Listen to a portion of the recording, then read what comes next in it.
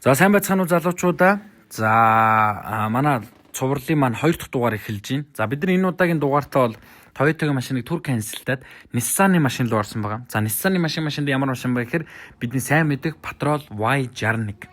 За Y61 бол дэлхийн янз бүрийн бүсэд өөр өөрийн дүрээрээ үлдсэн амьд домог гэдэг. За үүний талаар би ер нь Монгол залуучууд маш ховор ярих ярьж байсан. Тэгэхээр Y61-ийн яг энэ хүчтэй яагаад домог болсон талаар залуучууд маань бас төдийлэн сайн мэддэг байх. За тэгвэл хэдүүлээ өнөөдөр Y61-ийн талаар ярилцъя. За Patrol Y61-ыг бол бид нар ихэнхдээ яагаад амьд домог гэлцдэг гэхээр Арабын улсын тэр бичлэгүүд дээрээс хардаг. Арабчууд бол Patrol-ыг ялангуяа Y61-ыг бол үнэхээр хүснээрээ тонголдог, хүснээрээ түүнинг хийдэг. Тийм ч учраас Арабууд бас оффроадын хязгаарыг өөр төвшөнд авчихсан хүмүүс юм аа. За Y61 гэдэг машины талаар ярих юм бол за Y61 буюу Patrol GR-Y61 за 1997 онд үйлдвэрлэгдсэн юм байна.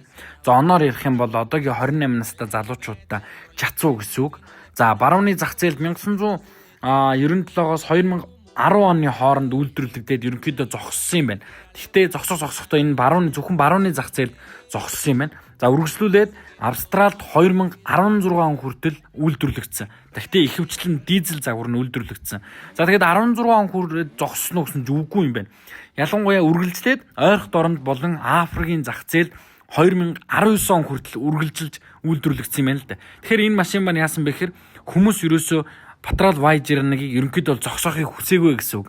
За Y61 цуврал маань үйлдвэрлэгдсээр ихэнхдээ 2019 он хүртэл үйлдвэрлэгдсэн загвар нь болохоор TD42 дизель хөдөлгүүр гэдэг загвар нь ихэвчлэн үйлдвэрлэгдэж гарсан юм байна. За Patrol Y61 яагаад ингэж алдартай байгаад амьд домог байгаад байна вэ гэдэг гол шалтгаан нь ерөөсөө машины ер нь одоо хөдөлгөх алдартай болох гол шалтгаан бол ерөөсөө хөдөлгүүр байдаг. За тэгвэл Y61-ийн хөдөлгүүрийн талаар хэдүүлээ маш товчхон ярилцъя. За бензин болон дизель хөдөлгүүр гэж байдаг. За хэдүүлээ дизель хөдөлгүүрээс эхлэе. За дизель хөдөлгүүр нь 3 сонголттой. За дизель TD42 буюу энэ бол амьд домог гэж ярилцдаг. Яагаад гэвэл эвдэршгүй очтой ийм хөдөлгүүр юм байна. За энийг цаашаа задлах юм бол 4200-та за турбо болон интеркулерээс шууд хамааралтай маш найдвартай унахгүй зогсохгүй гэж нэрлэдэг юм байна. Бүр тийм нэршилтэй заяа. За хөдөлгүүр нь болохоор механик татварга ашигладаг тул одоо цахилгаан системд бага хамааралтай. За уул уурхай болон цэрэг хүнд нөхцөлд ашигладаг. Бат бүх тэгээд дээрэс нь хамгийн чухал нь юу гэхээр халтан төсвөртэй ийм загвар юм байна. Тийм учраас ялангуяа Африк ойрхон дорнодын улсууд бол TD42-ыг цэрэг цагдаа ер нь хүнд нөхцөлдөө маш их ашигладаг юм байна. За дизель хөдөлгүүрийн 2 дахь сонголт бол 3.0 турбо дизель хөдөлгүүр байна. За энэ нь болохоор илүү орчин үеийн хийцтэй. Тийм учраас одоо түлшний хэрэглээ багтаа загвар гэж яригдсан байна. За дизель хөдөлгүүрийн 3 дахь сонголт нь болохоор 2.8 буюу түлш баг. Энэ нь болохоор засвар ингийн нэг ёсондоо хотын хэрэглээнд илүү тохиромжтой гэсэн ийм дизель хөдөлгүүрийн сонголт байна. За дараагийнх нь бензин хөдөлгүүр байгаа. За бензин хөдөлгүүр бол бас ингээ 2 сонголттой 4.5 буюу найдвартай. Энэ нь болохоор татах хүчинд илүү найдвартай. Нэг ёсондоо машин татахад за тэгээд чирхэд илүү найдвартай гэсэн ийм загвар юм байна.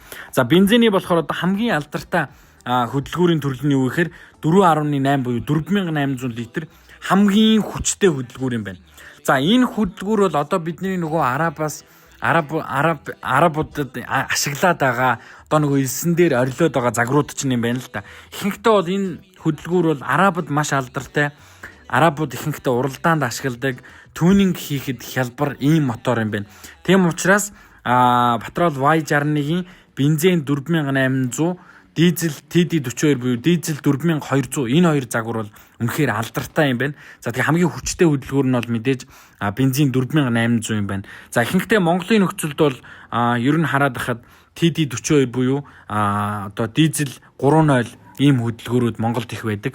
Тэгвэл яг Patrol-ыг утгаар нь унж байгаа залуучууд бол нэлээд харагддаг.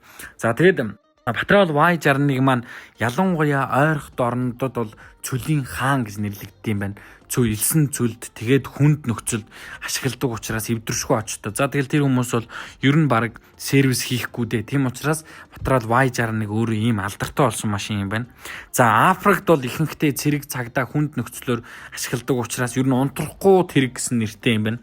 Африкууд бол мэдээж баг сервистэй хөдөлгөөрийн олдцсон хувьд бол маш бага байгаа. Тийм учраас Патрол Y61 бол Nissan-ы бол домог, ялтчгүй олон оронд ашигладаг оффроуд төрлөөс гэхээсээ илүүтэйгээр хүнд нөхцөлд ашиглана гэдэг бол ялтчгүй машины чанар хөдөлгөөрийн баталгаа байдаг. Залуучууд маань үнэхээр хүчтэй машин хай гэж ивэл тэрний сонголтуудын чинь нэг нь Патрол Y61, Патрол GR Y61 болж байгаа маа. За тэгээд эдгээр мэдээлэлүүдийг би Google-с болон YouTube-ээс за Патролын сувгуудаас, комментуудаас олж авсан тул та бүхэн бас энд буруу зүг яригдсан байгаа бол энэ дээр бас засвар үгээд мэддэг зүйлээ коммент хэсэгт бичээрэй. Ингээд өнөөдрийн дугаар энэ хүрээ дууслаа. Натаа хамт хэллээ.